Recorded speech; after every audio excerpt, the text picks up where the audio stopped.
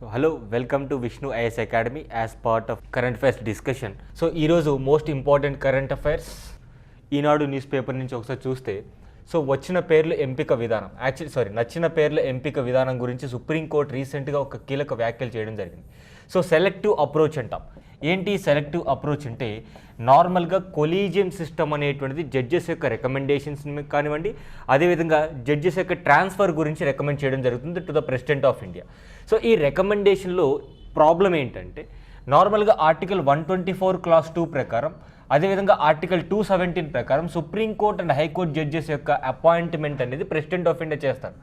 President of India will be appointing the supreme court and high court judges. Problem ఏమవుతుంది, supreme court collegium system అనేటువంటిది ఎవరి names అయితే recommend చేస్తుందో అందరి పేర్లు కూడా అపాయింట్ చేయకుండా కొంతమంది నేమ్స్ని మాత్రమే రికమెండ్ చేస్తూ, కొంతమంది నేమ్స్ మాత్రమే అపాయింట్ చేస్తూ మిగతా కొంతమందిని పెండింగ్లో పెట్టడం జరుగుతుంది. ఫర్ ఎగ్జాంపుల్ రీసెంట్గా కూడా 11 మంది జడ్జెస్ని కొలీజియం సిఫార్సు చేస్తే ట్రాన్స్ఫర్ విషయంలో కేవలం 5 మంది పేర్లు మాత్రమే వీరు అపాయింట్ చేయడం జరిగింది. ఇన్ ద సెన్స్ 5 మంది జడ్జెస్ని మాత్రమే ట్రాన్స్ఫర్ చేయడం జరిగింది. అంటే out of 11 only 5 were transferred. అంటే మిగతా 6 మెంబర్స్ని ఇంటెన్షనల్గా పక్కన పెట్టినట్టు సుప్రీంకోర్టు పేర్కొనడం జరిగింది.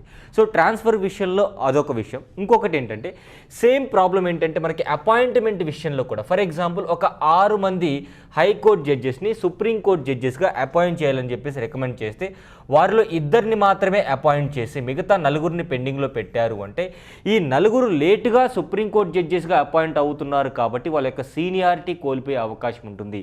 అంటే 6 మంది కూడా సమానమైనటువంటి కేటగిరీ ఆర్ సమానమైనటువంటి క్వాలిఫికేషన్ ఉన్నప్పటికీ కూడా లేటుగా అపాయింట్ చేయడం వల్ల సుప్రీంకోర్టులో వారి యొక్క సీనియారిటీ కోల్పోవడం జరుగుతుంది. సీనియారిటీ అనేటువంటి లాస్ అవుతున్నారు. ఇది గవర్నమెంట్ అనేటువంటిది ఇంటెన్షనల్గా సెలెక్టివ్ అప్రోచ్లో వెళ్తుంది. ఇది కంప్లీట్లీ నష్టం కలిగిస్తుందని చెప్పి సుప్రీంకోర్టు వ్యాఖ్యలు చేయడం జరిగింది. నార్మల్గా మనకి సుప్రీంకోర్టులో ఒక టైప్ ఆఫ్ కొలీజియం సిస్టమ్, అదేవిధంగా హైకోర్టులో కొలీజియం సిస్టమ్ డిఫరెంట్గా ఉంటుంది. సుప్రీంకోర్టులో ఉన్నటువంటి కొలీజియం సిస్టమ్ ఎట్లా ఉంటుందంటే 1+4 అంటే ఒకరు chief justice and 4 senior most జడ్జెస్తో కూడినటువంటి కొలీజియం సిస్టమ్ ఉంటుంది. అండ్ కొలీజియం సిస్టమ్ అనేటువంటిది అటు పార్లమెంటరీ కన్వెన్షన్ కానివ్వండి, లేదంటే కాన్స్టిట్యూషన్లో ఎక్కడా కూడా మెన్షన్ చేయలేదు. కొలీజియం సిస్టమ్ ఏ విధంగా ఏర్పాటైంది అంటే 3rd జడ్జెస్ కేసులో భాగంగా మనకి ప్రెసిడెంట్ ఆఫ్ ఇండియా రికమెండేషన్లో భాగంగా 1+4గా ఉండింది. అంటే సింపుల్గా కొలీజియం సిస్టమ్ అనేటువంటిది ఎవరు ఏర్పాటు చేశారు, supreme court it self formed the collegium system. అదేవిధంగా హైకోర్టు కొలీజియం సిస్టమ్ కూడా ఎట్లా ఉంటుందంటే కాంపోజిషన్ 1+2 అంటే ఒకరు chief justice of that high court and 2 senior most judges. వీరు ఎవరి నేమ్స్ అయితే రికమెండ్ చేస్తారో ఆ నేమ్స్ బట్టి ప్రెసిడెంట్ ఆఫ్ ఇండియా మనకి ఈ యొక్క అపాయింట్మెంట్స్ కానివ్వండి, ట్రాన్స్ఫర్స్ అనేటువంటి చేయాలి. నార్మల్గా మీరు గమనిస్తే 2014లో పార్లమెంట్ అనేటువంటిది NJAC national judicial appointment commission అనేటువంటి దాన్ని తీసుకురావడం జరిగింది. 99th కాన్స్టిట్యూషనల్ అమెండ్మెంట్ ద్వారా రాజ్యాంగానికి 99వ సవరిస్తూ నేషనల్ జ్యుడిషియల్ అపాయింట్మెంట్ కమిటీని ఏర్పాటు చేయడం జరిగింది. ఈ కమిటీలో ఎవరుంటారు, chief justice plus 2 senior most judges plus law minister plus 2 members nominated by the government of India. అంటే ఈ పర్టికులర్ జడ్జెస్ యొక్క అపాయింట్మెంట్లో ఎగ్జిక్యూటివ్ ఇన్వాల్వ్ అవుతుంది. మీరు గమనిస్తే ఆర్టికల్ 50 ఏం చెప్తుంది, article 50 of DPSP there is a separation of executive from judiciary. Judiciary నుంచి executive అనేటువంటిది ఎట్టి పరిస్థితుల్లో ఇన్వాల్వ్ అవ్వకూడదు. కానీ ఇక్కడ లా మినిస్టర్ ఇన్వాల్వ్ అవుతున్నారు and 2 other members nominated by the government of India. అంటే ఎగ్జిక్యూటివ్ ఇన్వాల్వ్మెంట్ ఉంది జడ్జెస్ యొక్క అపాయింట్మెంట్ విషయంలో అండ్ జ్యుడిషియరీలో ఇన్వాల్వ్ అవుతున్నారని చెప్పేసి 99th కాన్స్టిట్యూషనల్ అమెండ్మెంట్ యాక్ట్ ఏదైతే ఉందో నేషనల్ జ్యుడిషియల్ అపాయింట్మెంట్ కమిషన్ 2015లో 99th కాన్స్టిట్యూషనల్ అమెండ్మెంట్ అనేటువంటిది ఇండిపెండెన్సీ ఆఫ్ జ్యుడిషియరీకి విఘాతకం కల్పిస్తుంది, అంటే కాన్స్టిట్యూషన్ ఎగెనిస్ట్గా ఉందని చెప్పేసి దాన్ని క్యాన్సిల్ చేయడం జరిగింది. ఈ NJAC అనేటువంటి దేని విషయంలో తీసుకొచ్చారు, కొలీజియన్ సిస్టమ్ని రీప్లేస్ చేస్తూ NJAC తీసుకురావడం జరిగింది. బట్ సుప్రీంకోర్టు NJACని కూడా క్యాన్సిల్ చేయడం జరిగింది అండ్ కొట్టివేయడం జరిగింది. ఇది అంటే ఇప్పుడు ఉన్నటువంటి ఛాలెంజెస్ ఏంటంటే గతంలో కూడా సుప్రీంకోర్టు న్యాయమూర్తులు కూడా ఒకానొక టైంలో ప్రెస్ మీట్ పెట్టి అక్కడ ఉన్నటువంటి లోపాలని ఎత్తడం జరిగింది. గవర్నమెంట్ అనేది సెలెక్టివ్ అప్రోచ్లో వెళ్ళడం వల్ల కొంతమంది జడ్జెస్ యొక్క సీనియారిటీని కోల్పోవడం జరుగుతుంది. ఫర్ ఎగ్జాంపుల్ ఒక 5 మంది జడ్జెస్ని సుప్రీంకోర్టు హైకోర్టు నుంచి సుప్రీంకోర్టు జడ్జెస్గా అపాయింట్ చేయాలని చెప్పేసి రికమెండ్ చేసింది. ఈ 5 మందిలో కేవలం 2 మాత్రమే గవర్నమెంట్ ఆఫ్ ఇండియా వాళ్ళ యొక్క అపాయింట్మెంట్ని క్లియర్ చేసింది, మిగతా 3 అలాగే ఆపేసింది, అపాయింట్ చేయలేదు, క్లియరెన్స్ ఇవ్వలేదు. దీనివల్ల ఏమవుతుంది, 5 మంది కూడా ఒకే సీనియారిటీ లెవెల్ ఉండాల్సినటువంటి వాళ్ళు సుప్రీంకోర్టుకు వచ్చిన తర్వాత ముందుగా అపాయింట్ అయిన 2 మెంబర్స్ మాత్రమే సీనియారిటీ అనేటువంటి సుప్రీంకోర్టులో వస్తుంది.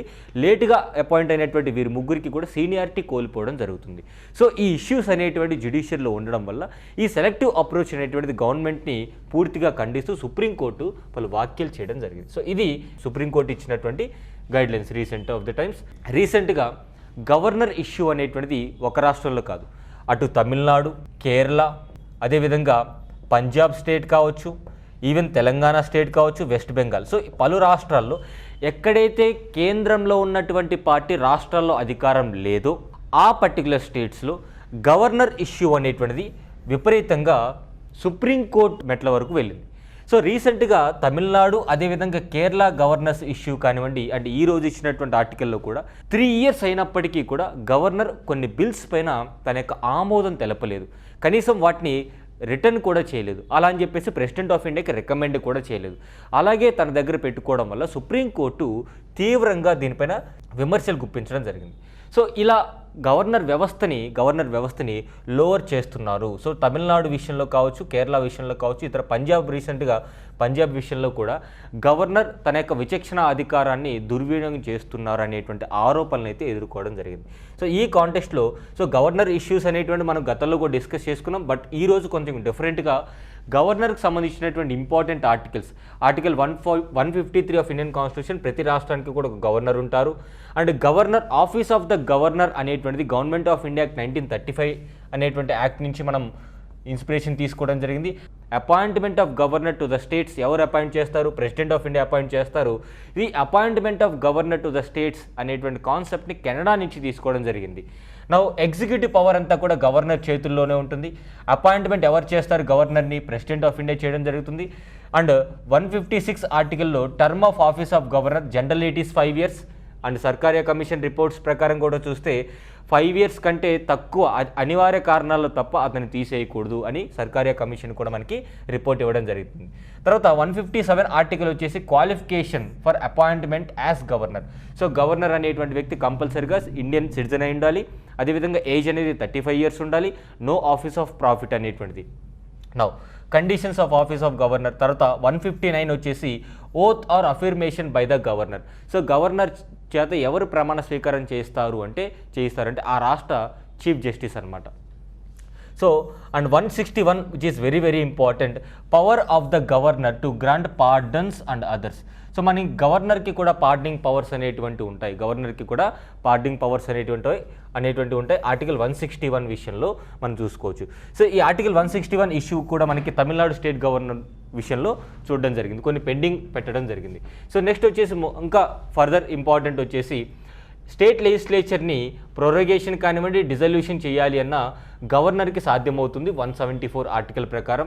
అదేవిధంగా 2 హౌసెస్ని ఉద్దేశించి అడ్రస్ చేయడం కోసం ఆర్టికల్ 175 బై ద గవర్నర్. తర్వాత special address by the governor 176 and which is article 200 అనేది చాలా important. Assent to the bills, బిల్లులకి ఆమోదం తెలిపేటువంటి దాన్ని ఆర్టికల్ 200 కిందకి తీసుకురావడం జరుగుతుంది. సో ఏదైతే స్టేట్ లెజిస్లేచర్ అనేటువంటి బిల్ పాస్ చేస్తుందో ఆ పాస్ చేసినటువంటి బిల్ని ఈ యొక్క ఆమోదం తెలపడం విషయం అనేటువంటిది ఆర్టికల్ 200లో ఉంది. సో 201 వచ్చేసి governor president of India consideration కోసం కొన్ని బిల్స్ రిజర్వ్ చేయడం జరుగుతుంది. ఆర్టికల్ 213 వచ్చేసి power of governor to promulgate ordinances. And district జడ్జెస్ని అపాయింట్మెంట్ చేసే విషయం వచ్చేసి మనకి ఆర్టికల్ 233లో ఇవ్వడం జరిగింది. 217 వచ్చేసి governor being consulted by the president in the matter of appointment of the judges of the high court. So president of India ఏం చేస్తారు అంటే ఏ పర్టికులర్ హైకోర్టుకి అయితే ఈ యొక్క జడ్జెస్ని అపాయింట్ చేయబోతున్నారో ఆ పర్టికులర్ స్టేట్ గవర్నర్ని కన్సల్టేషన్ చేయడం జరుగుతుంది. నెక్స్ట్ వచ్చేసి మనకి 2+2 డైలాగ్. రీసెంట్గా అమెరికాతో కూడా 2+2 డైలాగ్ అనేటువంటిది నిర్వహించడం జరిగింది భారతదేశం. సో రీసెంట్లీ నిన్న అండ్ ఈరోజు మీరు గమనిస్తే ఆస్ట్రేలియాతో ఇండియా 2+2 డైలాగ్ అనేటువంటిది నిర్వహించడం జరిగింది. సో మేజర్ ఫోకస్ అంతా కూడా ఇండో పసిఫిక్ రీజన్, అదేవిధంగా డిఫెన్స్ పరంగా కావచ్చు, ట్రేడ్ పరంగా కావచ్చు, ఇతర లాజిస్టికల్ హెల్ప్ కోసం ఈ యొక్క మీటింగ్ అంతా కూడా సారాంశం మనం చెప్పుకోవచ్చు. సో ఈ 2+2 అంటే ఇండియా నుంచి 2 మంత్రులు, ఆస్ట్రేలియా నుంచి 2 మంత్రులు. సో ఇండియా నుంచి ఆ 2 మంత్రులు ఎవరు అంటే ఒకరు ఫారిన్ అఫైర్స్ మినిస్టర్, రెండోది డిఫెన్స్ మినిస్టర్.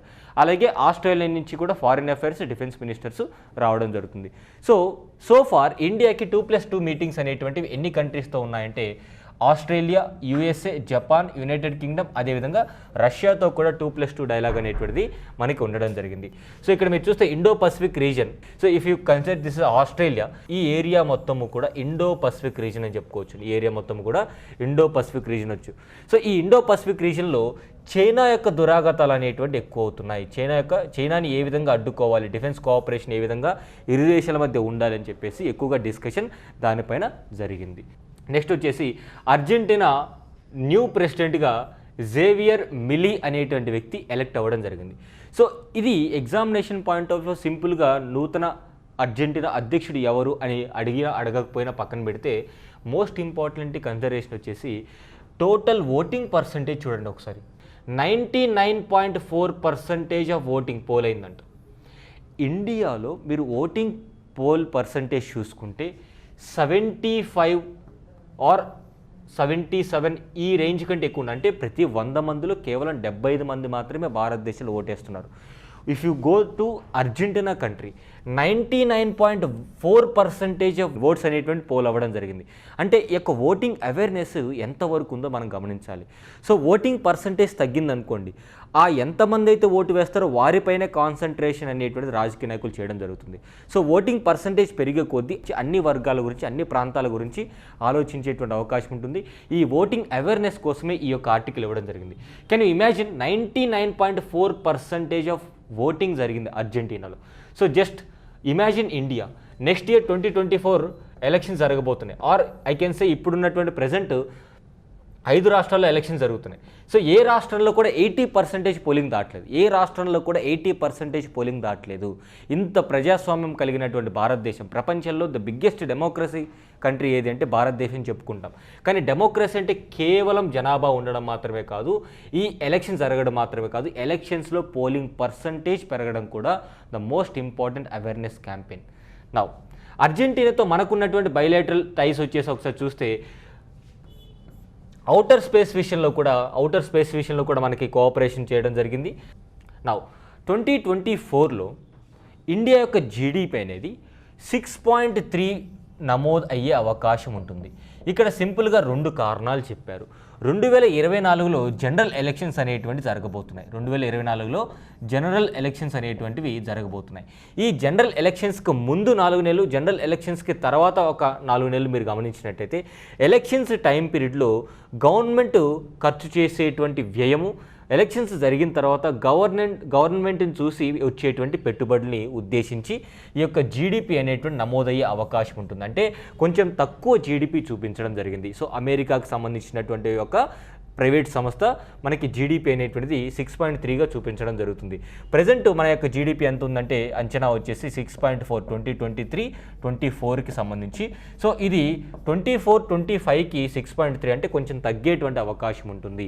ఎందుకు తగ్గుతుందంటే ఈ యొక్క సార్వత్రిక ఎన్నికలు, అదేవిధంగా రాజకీయ పరిణామాలు, మార్పులు కానివ్వండి, లేదంటే అంతర్జాతీయంగా జరిగేటువంటి యుద్ధాలు కావచ్చు, లేదంటే అంతర్జాతీయంగా జియో పొలిటికల్ రీజన్స్ వల్ల కావచ్చు, భారతదేశం పైన ఎక్కువగా ఇంపాక్ట్ పడేటువంటి అవకాశం ఉంటుంది. అండ్ ఆర్బీఐ ఇప్పటికే మనకి సిపిఐ ఇన్ఫ్లేషన్, ఈ యొక్క ఇన్ఫ్లేషన్ అనేటువంటిది ఆల్రెడీ పెరుగుతుంది. సో దాన్ని కంట్రోల్ చేస్తున్నట్టు కూడా చెప్పడం జరిగింది. సో మనకి కన్జ్యూమర్ ప్రైస్ ఇండెక్స్ గురించి ఇవన్నీ కూడా ఆల్రెడీ మనం డిస్కస్ చేసుకున్నాం ఇంతకుముందు సెషన్స్లో. సో జీడిపి అనేటువంటి దాన్ని తక్కువ నమోదయ్యే అవకాశాలు ఉన్నాయి because of general elections 2024. So దీని పట్ల కొంచెం రాజకీయ వ్యవస్థలు కూడా, అదేవిధంగా భవిష్యత్తులో వచ్చేటువంటి ప్రభుత్వాలు కూడా ఆలోచించాల్సినటువంటి అవసరం ఉంది. అండ్ గవర్నమెంట్ ఎలక్షన్స్కి వెళ్ళే టైం పీరియడ్లో ఆబ్వియస్లీ ఖర్చులు ఎక్కువగా ఉంటాయి కాబట్టి దాని మీద ఫోకస్ చేయడం జరుగుతుంది. సో నెక్స్ట్ వచ్చేసి మనకి వెరీ క్విక్ రివిజన్ లాగా.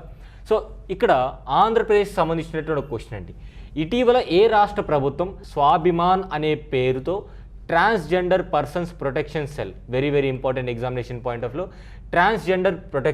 ట్రాన్స్జెండర్ పర్సన్స్ ప్రొటెక్షన్ సెల్ని ఏర్పాటు చేసింది. ఏ స్టేట్ ఏర్పాటు చేసిందంటే ఆంధ్రప్రదేశ్ రాష్ట్రం అనేటువంటిది ట్రాన్స్జెండర్ పర్సన్స్ ప్రొటెక్షన్ సెల్ అనేటువంటిది ఏర్పాటు చేయడం జరిగింది. అదేవిధంగా ఫుడ్ సేఫ్టీ ఆన్ వీల్స్ అనేటువంటి ఇనిషియేటివ్ని food corporation of India, I can say మనకి FSSAI అనేటువంటి సంస్థ ఏర్పాటు చేయడం జరిగింది. ఈ యొక్క క్వాలిటీ చెక్, ఆహార భద్రతా చట్టం 2013 ప్రకారం మనకి ఈ యొక్క కల్తీ ఫుడ్ అంతా కూడా చెక్ చేసి ఈ యొక్క హెల్దీ కండిషన్స్ ఉన్నాయా లేదో అని చెక్ చేయడం జరుగుతుంది. పొగాకు బోర్డు నూతన చైర్మన్గా సిహెచ్ యశ్వంత్ కుమార్ని అపాయింట్ చేయడం జరిగింది. అదేవిధంగా బోన్ఫైర్ క్యాపిటల్ ఆఫ్ ది వరల్డ్ అనేటువంటి పేరు ఏ పర్టికులర్ పట్టణానికి వచ్చింది? లెవెస్ అనేటువంటి పట్టణానికి. ఇది మనకి ఇంగ్లాండ్ కంట్రీలో ఉందండి. ఎవ్రీ ఇయర్ ఇక్కడ బోన్ఫైర్ ఫెస్టివల్ అనేటువంటిది చాలా ఘనంగా జరుగుతుంది.